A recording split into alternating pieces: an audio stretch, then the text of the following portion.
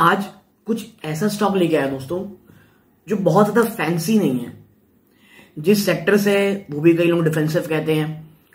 Stock बहुत बहुत ज्यादा पिट चुका है ऊपरी स्तरों से। लेकिन पहला जो रीजन है इतनी गिरावट का वो बात करूंगा। दूसरा, क्यों ये बहुत बहुत अच्छा मौका लग रहा है मुझे इन्वेस्टमेंट का।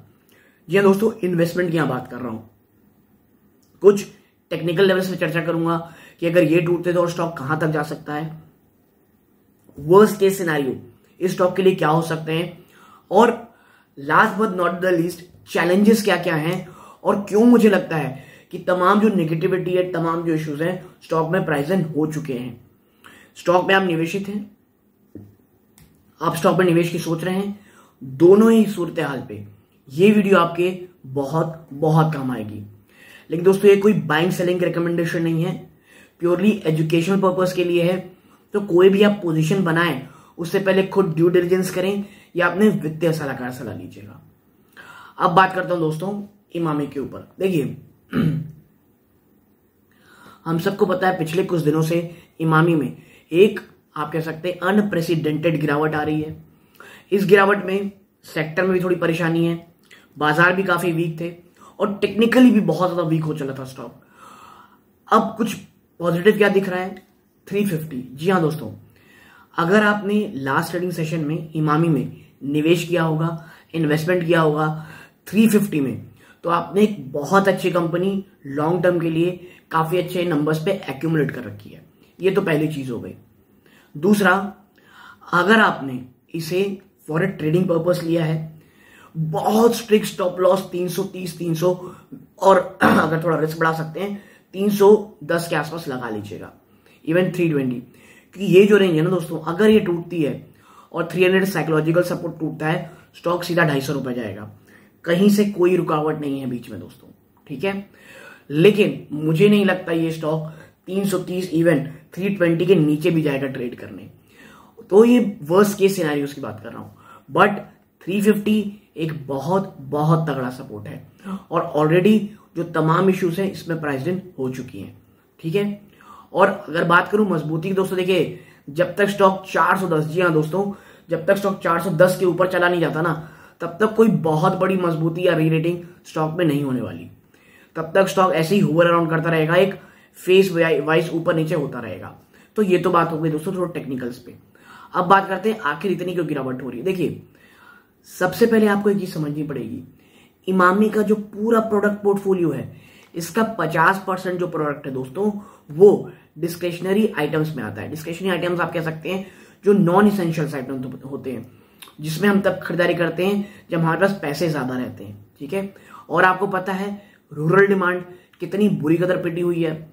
अपने कॉन्फ्रेंस कॉल में भी कंपनी ने यह माना है कि भाई हमारा जो विंटर सीजन गया वहां पे डिमांड में कमी थी, रूरल डिमांड में ऑलरेडी कमी थी, और आने वाले समय में भी रूरल डिमांड में कोई बहुत बड़ी तेजी हमें नहीं दिखती। तो आने वाले जो क्वार्टर के रिजल्ट आने वाले हैं अगले में से क्वार्टरली रिजल्ट में, वहां से भी काफी हद तक कमी आने वाली है। कंपनी का कहना था कि भाई हमारी जो ग्रॉस मार्जिन है वो भी दबाव पे रहे, लेकिन जो फाइनेंशियल 24 है वहां पे हम अपने मार्जिन काफी हद तक बचाने में कामयाब रहेंगे।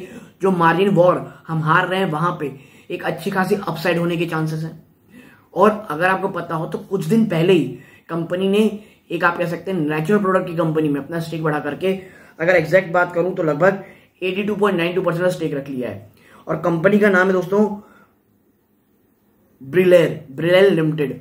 ये अगर माफ कीजिए अगर मैं प्रोनाउंसिएशन ठीक नहीं कर पा रहा हूं, ब्रिलेल लिमिटेड के नाम की कंपनी है दोस्तों। और ये जो कंपनी है नेचुरल प्रोडक्ट्स में बना के प्रोडक्ट बनाती है, वीगन प्रोडक्ट्स बनाती है, इस प्रकार के प्रोडक्ट, यानी फिर से discretionary item, not essential item category, high margin product. तो ये इश्यूज है दोस्तों।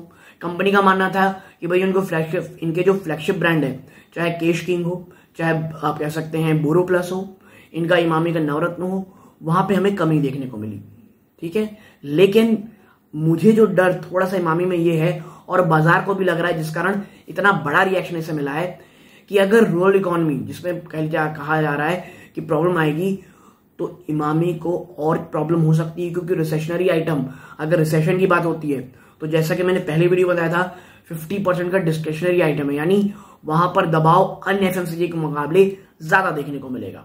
ठीक है, और लेकिन ये जो तमाम इश्यूज हैं ये ऑलरेडी प्राइस्ड इन हो चुके हैं दोस्तों।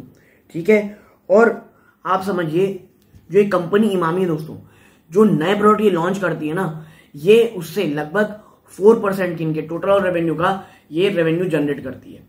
तो जो आने वाला समय मुझे ये लग रहा है इमामी के लिए थोड़ा चैलेंजिंग होगा। चैलेंजिंग तो पूरा एफएमसी सेक्टर के लिए होगा, लेकिन इमामी के लिए शायद थोड़ा ज्यादा हो सकता है, इसलिए इतना बड़ा रिएक्शन है। लेकिन ऑलरेडी प्राइसिंग चीजें हो रही हैं दोस्तों, यहां से डाउन साइड रिस्क बहुत कम है।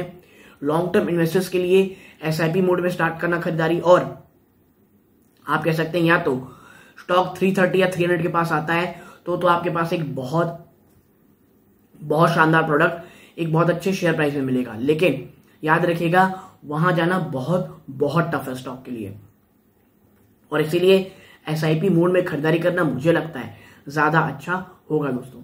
मैं फिर कहूंगा ये कोई फैंसी स्टॉक नहीं है, बाजार में अक्सर इसकी बातें नहीं होती हैं, लेकिन मुनाफा ऐसी ही कंपनियां बना के देती हैं दोस्तों। ये चीज प्लीज अपना दिमाग में रखिएगा, या एटलीस्ट अपने वॉच लिस्ट में रखिएगा। और अगर थोड़ा कम रिस्क लेते हैं आप, तो मुझे लगता है 300 या 320 के पास कभी जाता है तो लॉन्ग टर्म इन्वेस्टर्स के लिए बहुत बहुत शानदार मौका होगा। तो यदि ये छोटी सी एनालिसिस पसंद आई हो, वीडियो को लाइक करके चैनल सब्सक्राइब कीजिएगा। यहां तक जुड़े रहे इस बात का बहुत बहुत धन्यवाद। ये इस वीडियो का अंत है। जय हिंद दोस्तों।